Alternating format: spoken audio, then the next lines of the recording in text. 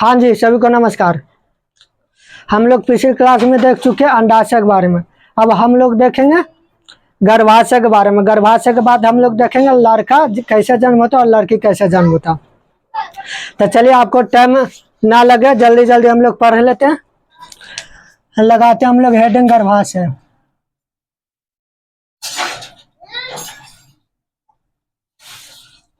गर्भाशय कुछ लगा रहे हुआ गर्भाशय। चलिए, तो पहला पॉइंट लिख लेते हैं।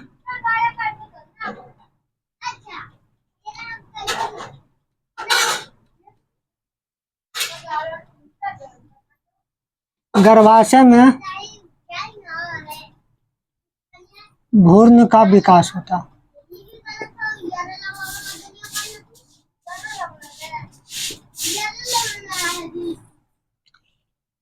ये मारिएगा VVI।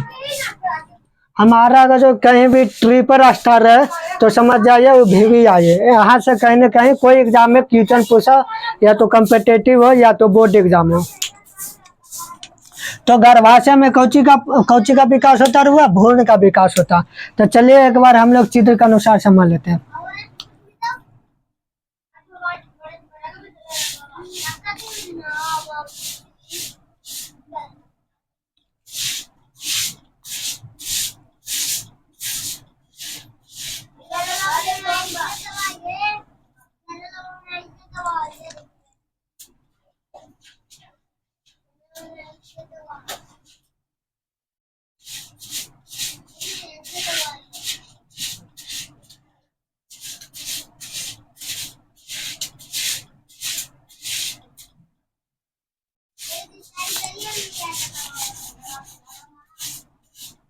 हम लोग कौची के अनुसार देख रहे हैं, चित्र के अनुसार।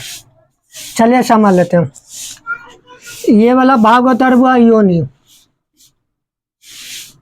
ये वाला गर्भाशय, ये वाला होता गिरवा,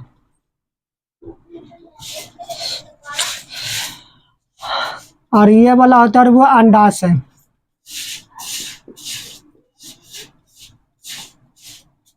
और ये वाला होता है वो अंडवानी।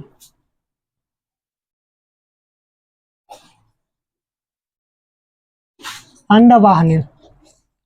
अब देखिए अंडाशय में कुछ होता है अंडाणु, अंडाशय में कुछ होता है वो अंडाणु। एक बार आप लोगों को फिर से समझा देते हैं। अंडाशय में होता है अंडाणु, और अंडाणु बाहर, अंडाशय से अंडाणु जब बाहर निकलता है तो इसे कहते हैं अंडोत्सर्ग।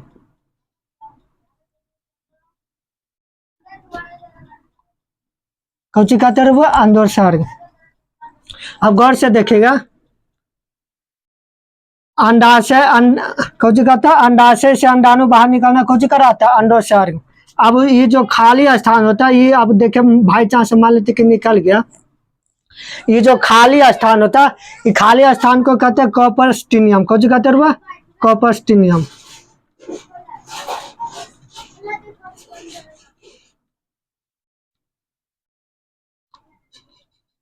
ये जो खाली स्थान हो गया, अंडाशय जब अंडाणु से बाहर निकल गया तब हो गया ये खाली स्थान। और जो ये खाली स्थान होता है इसी को कहते हैं कॉपर्स्टिनियम। तो चलिए अंडाणु एक बार लिख देते हैं। ये चित्र में हो गया अंडाणु। यहाँ तक हम लोग पिछली क्लास में देख चुके हैं। अब हम लोग देखेंगे गर्भाशय में भ्रूण का विकास होता है। गर्भाशय में कौन का विकास होता है भ्रूण का। तो चलिए हम लोग देखते हैं। योनि से गया शुक्राणु हुआ, योनि से कौन गया शुक्राणु,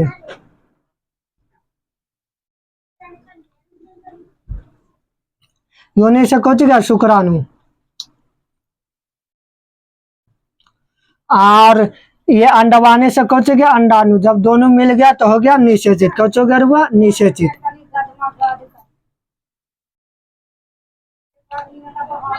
दोनों मिल गया तो कौन हो गया निषेचित। निषेचित के बाद कौन बनता भ्रूण बनता, सॉरी निषेचित के बाद कौन बनता युग्मनज। निषेचित के बाद कौन बनता युग्मनज। युग्मनज विभाजित होकर कौन बना लेता भ्रूण।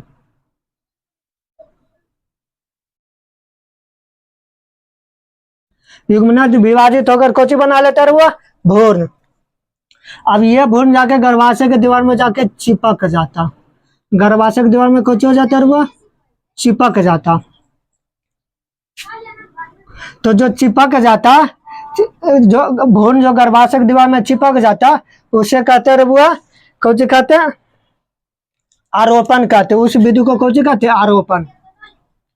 चलिए तो लिख लेते हैं।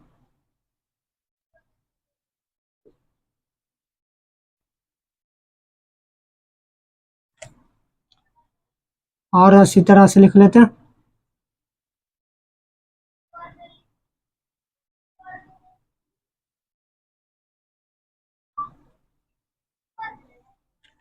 गर्भा सॉरी, भ्रूण को गर्भाशय के दीवार से चिपक जाना कुछ कर रहा था, आरोपण।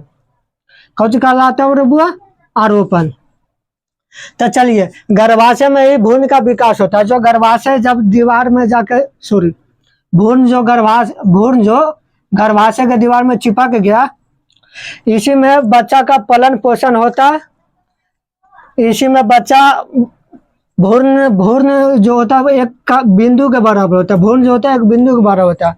ये फिर धीरे धीरे भ्रूण विकास करता है गर्भाशय में, फिर एक बच्चा इससे जन्म होता है। तो चलिए हम लोग देखते हैं, ये है गर्भाशय।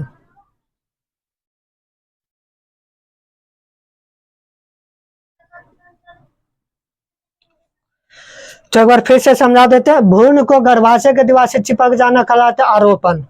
भ्रूण को गर्भाशय की दीवार से चिपक जाना कौन सी कहलाता है, आरोपण। और जब गर्भाशय की दीवार से भ्रूण चिपक जाता तो गर्भाशय में ही बच्चा का पालन पोषण होता। कहने का मतलब होता है कि बच्चा इसी में विकास करता, ठीक, बड़ा होता है इसी में। अब हम लोग बात करते हैं गर्भाशय की, तो पूरा तरीका से हम लोग बात कर लिए। अब हम लोग बात कर रहे थे गिरवा की, कि गिरवा किसे कहते हैं। तो लिख लीजिएगा, पहले पॉइंट लिख लेते हैं, गिरवा। तो देखिए, ये जो गर्भाशय है, ये जो गर्भाशय है, गर्भाशय के निचला भाग को कौन सी कहते हैं बुआ, गिरवा।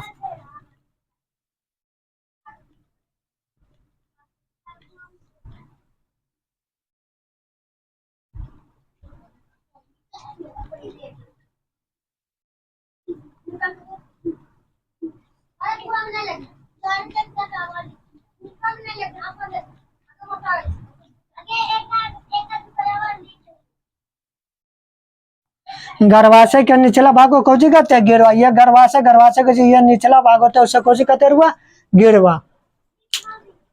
अब हम लोग और कुछ पॉइंट लिख लेते हैं, आरोपण।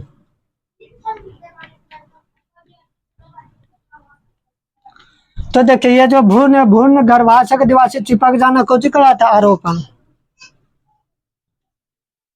भ्रूण को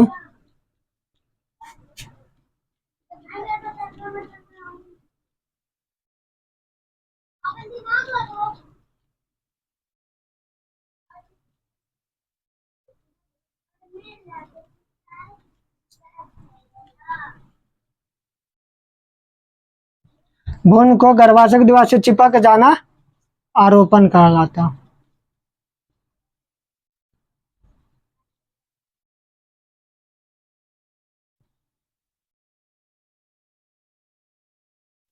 यह जो भ्रूण है, भ्रूण को गर्भाशय की दीवार से चिपक जाना कौन सी कहलाता है हुआ, आरोपण। एक बार देख लेते हैं वीडियो, आप लोग का जो क्लियर आ रखना। चलिए, सही है, आ रहा। अब हम लोग बात करते हैं भ्रूण में वृद्धि और विकास कैसे होता।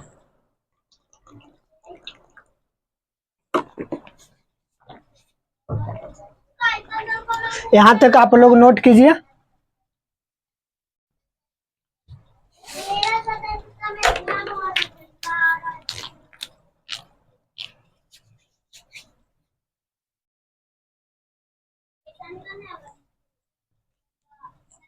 चलिए, आशा करते हैं कि आप लोग नोट कर लिए होंगे।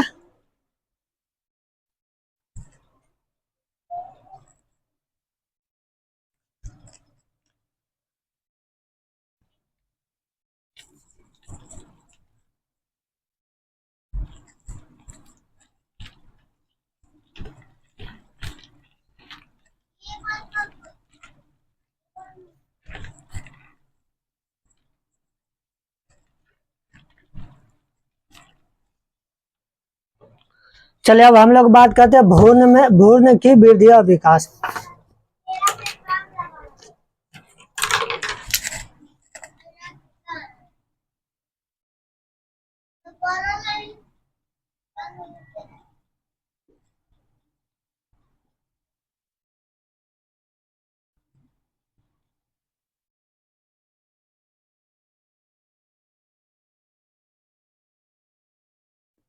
हम लोग बात करते हैं जो भ्रूण बताएं गर्भाशय के दीवार से जब जाकर चिपक जाता, तो इसके बाद वृद्धि और विकास होता भ्रूण में, तब एक बच्चा का अंश होता, क्या बच्चा जन्म हो सकता। तो भ्रूण की वृद्धि और विकास हम लोग देखेंगे। चलिए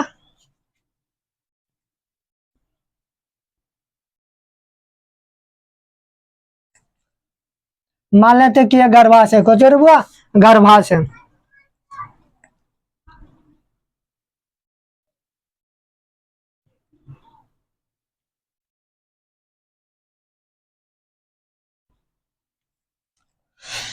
हाँ जी, कौची है बुआ? गर्भाशय।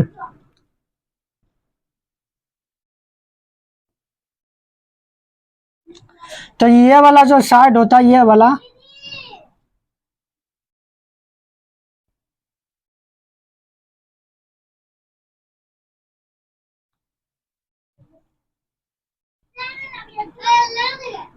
वाला होता है गर्भाशय की दीवार।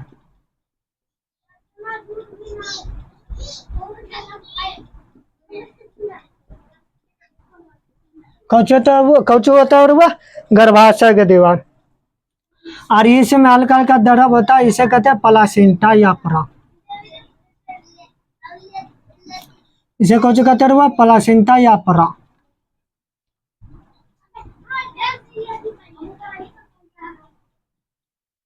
प्लासेंटा या अपरा, प्लासेंटा या अपरा। अब देखिए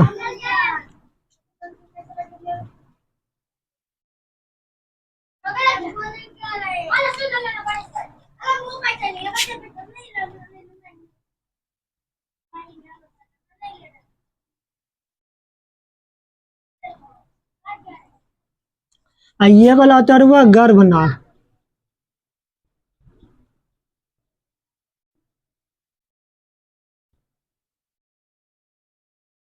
कौन होता है वो गर्भनाल।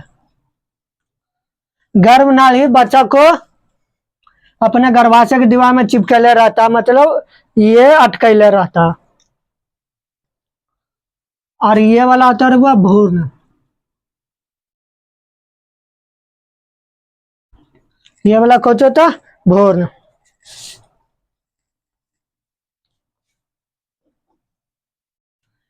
इसमें द्रव होता, गर्भनाल में कौन होता? द्रव होता।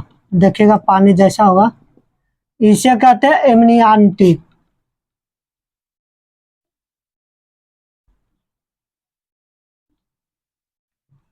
कौन द्रव होता है वो?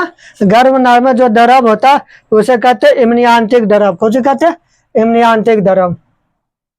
अब इसी एमनियांटिक द्रव को क्या कहता है डॉक्टर लोग?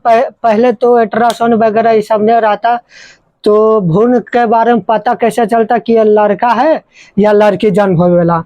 तो डॉक्टर लोग पहले क्या करता था, जो एमनियांटिक द्रव होता, जो गर्भाशय में जो द्रव होता, इसे सिरिंज से खींच लेता। सिरिंज से कुछ कर लेता, खींच लेता।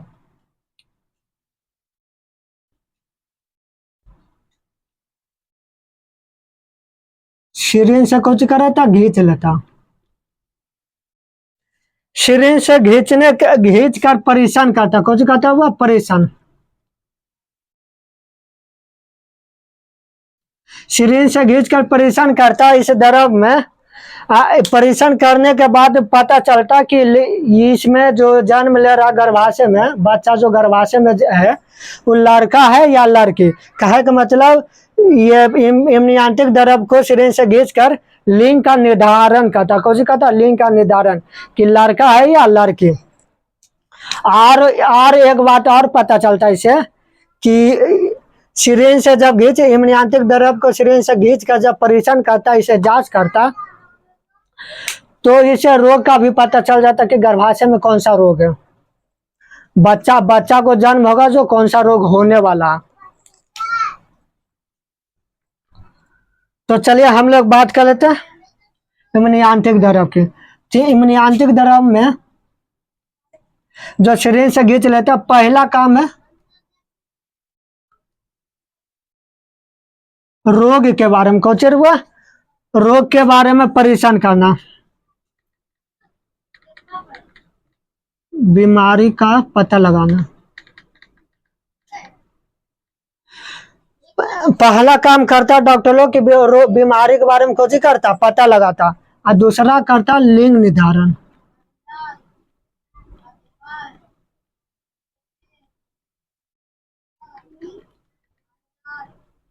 लिंग निर्धारण का मतलब लड़का है या लड़की।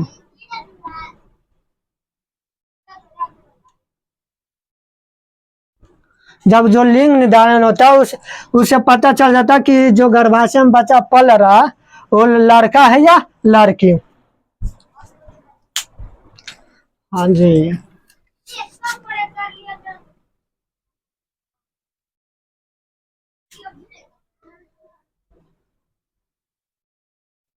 लिंग निर्धारण का मतलब हुआ कि गर्भाशय में जो बच्चा पल रहा लड़का है या लड़की। पहला करता रोग जो बीमारी का पता लगाता, दूसरा करता लिंग निर्धारण लड़का है या लड़की। चलिए यहाँ तक आप लोग समझ गए तब बोलिएगा। एक बार फिर से हम आपको रिवीजन कर देते हैं। जो गर्भाशय की पहली परत होता है उसे कहते हैं गर्भाशय दीवार, ठीक। गर्भाशय के बाद जो दूसरी परत होता है हल्का इसमें द्रव होता है, इसे कहते हैं प्लासेंटा या अपरा कहते हैं। कोई कहते हैं प्लासेंटा या अपरा। फिर जो गर्भाशय में जो बच्चा रहता उसमें एक द्रव होता है गर्भाशय में, उस द्रव को कहते हैं एमनियांत्रिक द्रव। एमनियांत्रिक द्रव जो डॉक्टर लोग सिरिंज से परीक्षण कर लेता, सिरिंज से इस द्रव को घींच लेता और फिर इस द्रव को परीक्षण करता, तो उसे पता चलता कि गर्भाशय में कौन सा रोग कौन सा बीमारी है, और दूसरा लिंग निर्धारण करता कि लड़का है या लड़के। अब तो कहे का मतलब है कि अब तो बहुत ऐसा होता कि ये अल्ट्रासाउंड कुछ होता है, उसे एक बार जांच कर रहे ये भी पता चल जाता कि लड़का है या लड़की। शायद उतना याद नहीं आ रहा। चल यहाँ तक किसी को दिक्कत है बोलिएगा, आप लोग लिखे जल्दी जल्दी। फिर हम लोग बात करते हैं कि लड़का जन्म कैसे होता है, लड़की जन्म कैसे होता। सब गलती लड़का का होता है, लड़की का हमें 1% भी नहीं गलती होता, समझे ना। लेकिन जो लड़की होता है वो लड़की लोग ऐसी बदनाम हो जाती है आजकल के अंधविश्वास के कारण। क्योंकि सब गुण लड़का में होता है, लड़का पैदा होगा कि लड़की पैदा होगा सब डिपेंड करता है लड़का पे, ठीक। चलिए हम आशा करते हैं कि लिख लिए होंगे।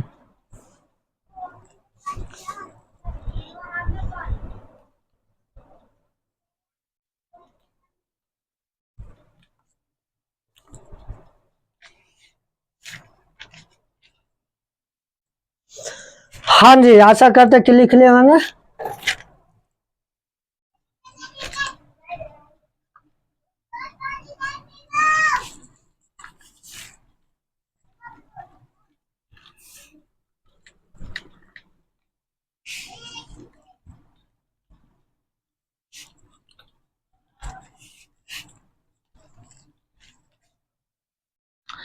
पहले लड़का जन्म होगा कि लड़की, उससे पहले हम लोग गुणसूत्र के बारे में पढ़ना बहुत जरूरी है। जो पहले कौची पढ़ लेते हैं गुणसूत्र।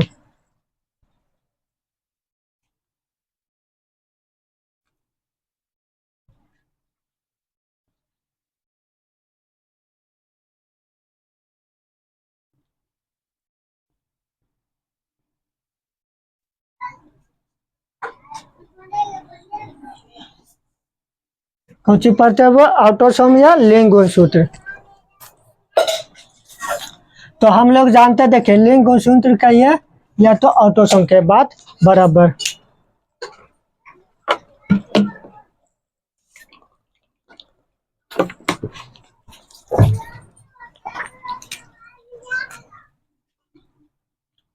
तो गुणसूत्र कितना होता है 46।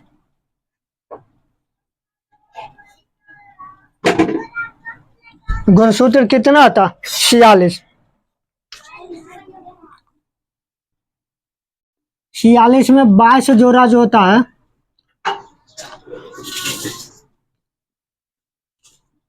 22 जोड़ा को कहते हैं ऑटोसोम।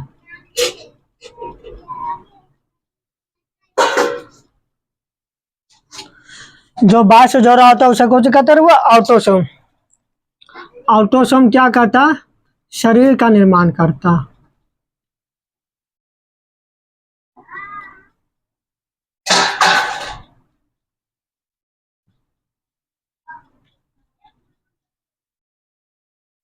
चलिए एक बार फिर से रिवीजन कर देते हैं। ऑटोसोम या लिंग गुणसूत्र। ऑटोसोम क्या है? या लिंग गुणसूत्र। गुणसूत्र हमारा कितना होता है? 46। 46 में जो 22 जोड़ा होता है, 22 दूना 44। 22 जोड़ा को कहते हैं ऑटोसोम। ऑटोसोम क्या करता है? शरीर का निर्माण करता। और बचा अब एक जोड़ा।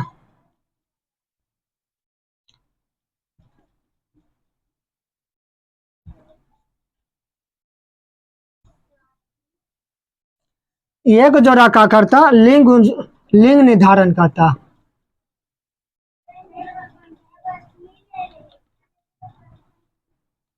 एक जोड़ा क्या करता और वह लिंग निर्धारण करता। अब देखिए लिंग निर्धारण, या तो इसको एक और नाम दिया गया एलोसोम। खोज कहता है वो एलोसोम।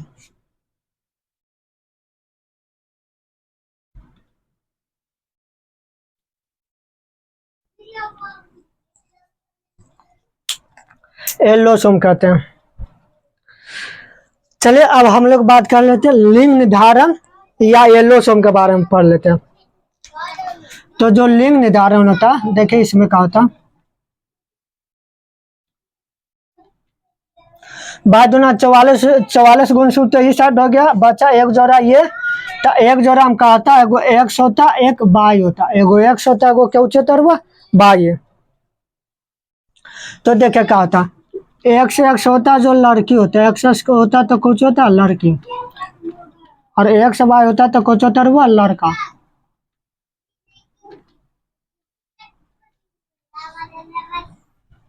एक्स एक्स होता तो कुछ होता लड़की, एक्स वाई होता तो कुछ होता वो लड़का।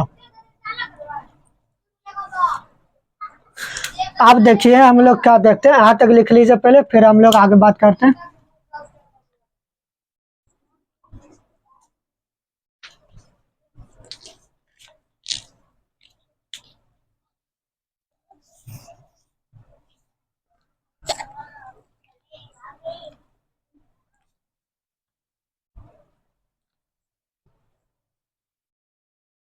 चलिए यहाँ तक किसी को दिक्कत नहीं आए तो बार बार 3 बार ये लगा के 3 बार समझा रहे हैं।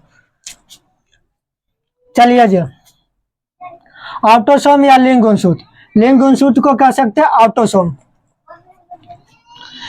गुणसूत्र कितना होता है? 46। 46 में जो 22 जोड़ा होता है उसे कहते हैं ऑटोसोम। एक जोड़ा लिंग निर्धारण करता कि लड़का जन्म होगा कि लड़की। लिंग निर्धारण या तो एलोसोम कह सकते हैं। ये 22 जोड़ा जो ऑटोसोम होता है, ये शरीर का निर्माण करता है। कुछ निर्माण करता है शरीर का। और जो लिंग निर्धारण होता है, एक जोड़ा में एगो एक्स हो गया, एगो वाई हो गया। एक्स एक्स मिला तो लड़की जन्म होगा, एक्स वाई मिला तो लड़का जन्म होगा। अब हम लोग देखते हैं कि लड़की जन्म होता कैसे, लड़का जन्म कैसे होता। चलिए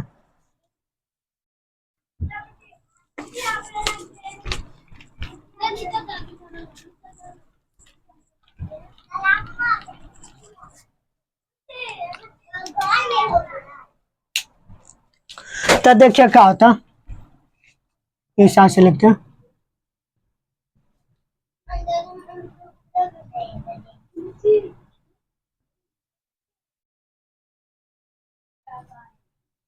देखिए 44 प्लस एक्स एक्स होगा तो लड़की जन्म होगा। कुछ होगा लड़की। सही है। 44 प्लस एक्स एक्स होगा, एक्स एक्स होगा तो कुछ होगा लड़की जन्म।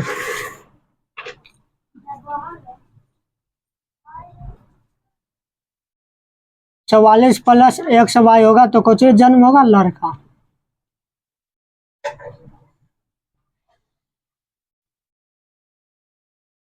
44 प्लस एक्स एक्स वाई होगा तो कुछ होगा जन्म लड़का। और 44 को कहते हैं ऑटोसोम।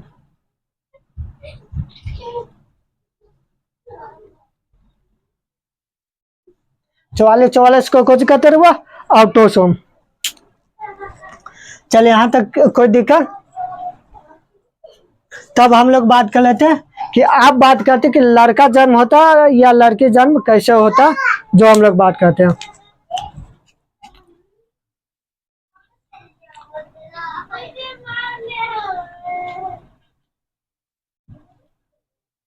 अच्छा, पुरुष पुरुष में होता कुछ होता हुआ एक्स वाई, और स्त्री में एक्स एक्स। तो हम कह सकते हैं जो एक्स एक्स को एक्स एक्स होते हैं इसे हम खाली एक्स कहेंगे तो कोई दिक्कत है। लड़की में एक्स एक्स होता है तो हम इसे कह सकते हैं एक्स।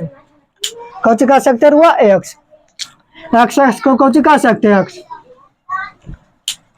चलिए अब कहा था कि पुरुष में एक्स है और लड़की में एक्स एक्स है, तो पुरुष का एक्स और लड़की का एक्स मिल गया तो कौन जन्म हो गया लड़की।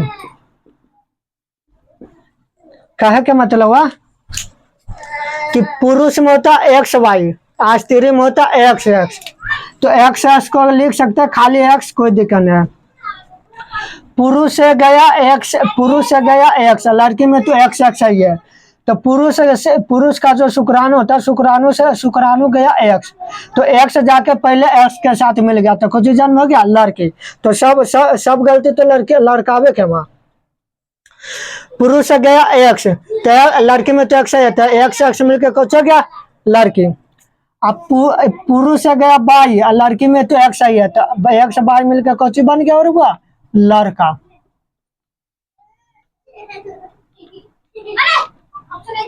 एक्स बाई मिलकर कुछ बन गया लड़का। तो कहे का मतलब हुआ कि जो पुरुष में जो शुक्राणु बनता, शुक्राणु के रूप में अगर जो पहले एक्स चला गया, अगर जो पहले एक्स चला गया तो अगर लड़के में तो एक्स पहले से मौजूद है, तो पुरुष का शुक्राणु में गया एक्स, पुरुष का शुक्राणु में कब से गया एक्स।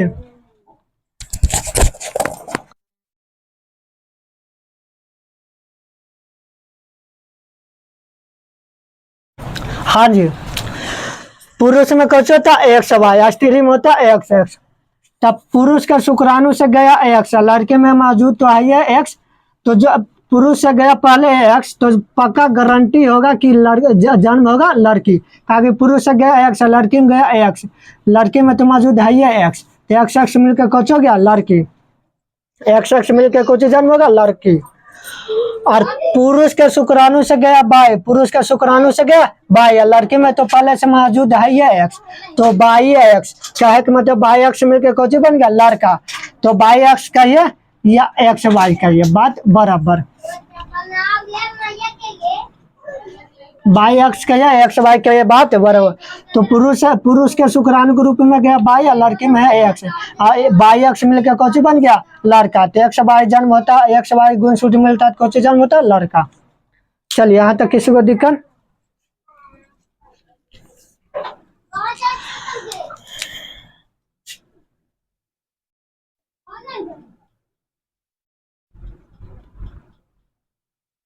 चलिए जी, एक बार नहीं आज समझ में तो फिर से आप लोग को समझा देते हैं।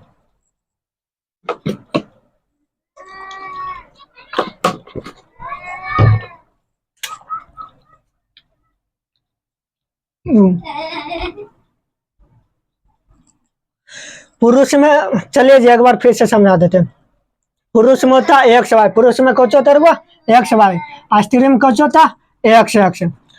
तो पुरुष के शुक्राणु से शुक्राणु के रूप में पहले गया एक्स, और लड़के में तो मौजूद है ये एक्स, तो एक्स एक्स मिलके कौची जन्म होगा लड़की।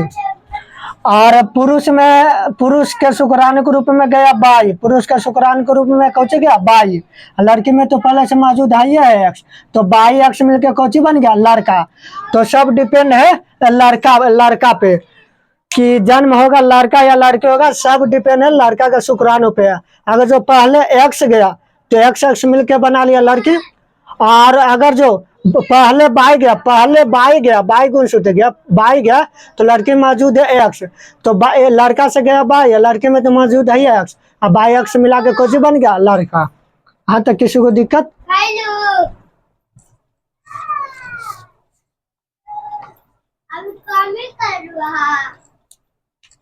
तो हम लोग कह सकते हैं जो पुरुष का शुक्राणु होता है, पुरुष का शुक्राणु पे ही डिपेंड होता है लिंग निर्धारण कि पुरुष लड़का जन्म होगा कि लड़की जन्म होगा।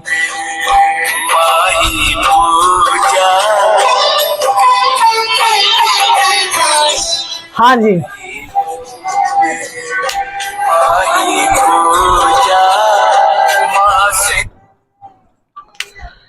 हाँ जी, अब हम लोग एक पॉइंट लिख लेते हैं।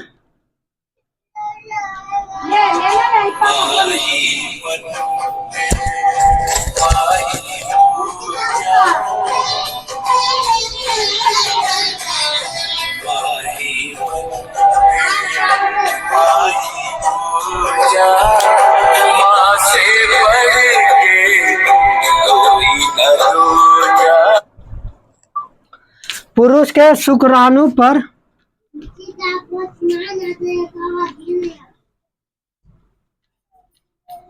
लिंग निर्धारण होता है।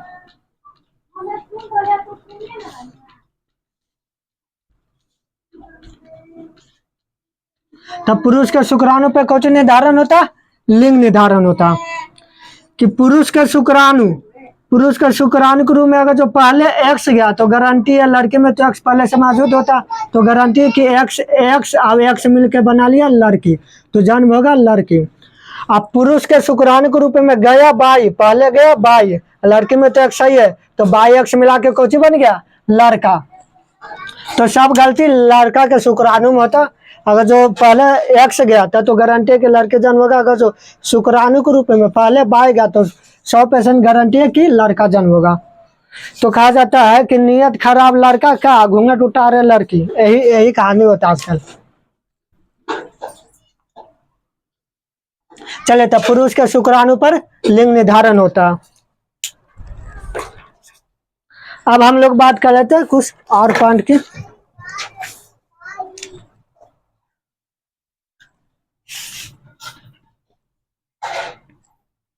मानव में कितना गुणसूत्र होता हुआ?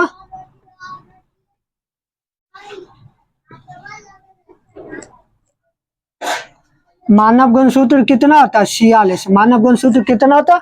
46। 46 को कहते हैं 2n। कौन कहते हैं? 2n। 2n के कहते हैं द्विगुणित।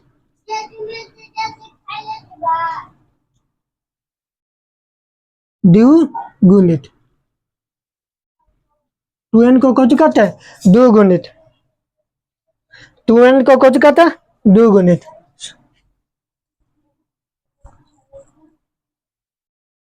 सॉरी माफ कीजिएगा। 2n को कहते हैं अर्धगुणित या द्विगुणित। रुक जाए, सही कर रहे हैं। जो मानव गुणसूत्र होता है 2n को कहते हैं द्विगुणित।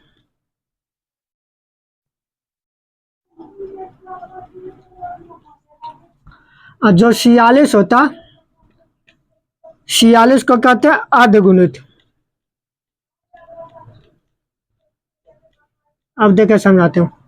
द्विगुणित के मतलब देखिए अर्धगुणित आधा 23, आधा में अगर जो 2 से गुना करेंगे तो द्विगुणित हो गया, तो 23 दूना 46 हो गया द्विगुणित। द्विगुणित का क्या मतलब n के मान कितना हो गया था? 23, तो 23 दूना 46 तक द्विगुणित हो गया। ताकि देखे इसमें कैसे गुना हो रहा है, n में कैसे गुना हो रहा है 2 से, तो 23 दूना n के मान हुआ 23 और 23 दूना 46, तो हो गया द्विगुणित की ताकि 2 से गुना हो रहा। इसमें क्या होता है वो अर्धगुणित। तो गुणसूत्र होता है 46। 46 में अगर जो 2 से भागा कर दिया तो आधा हो गया, तो जो आधा होता है इसलिए कहता है 46 में जब 2 से भागा देंगे तो भागा आएगा 23, और 23 को कहते हैं अर्धगुणित। कोई दिक्कत है यहाँ तक? हाँ जी।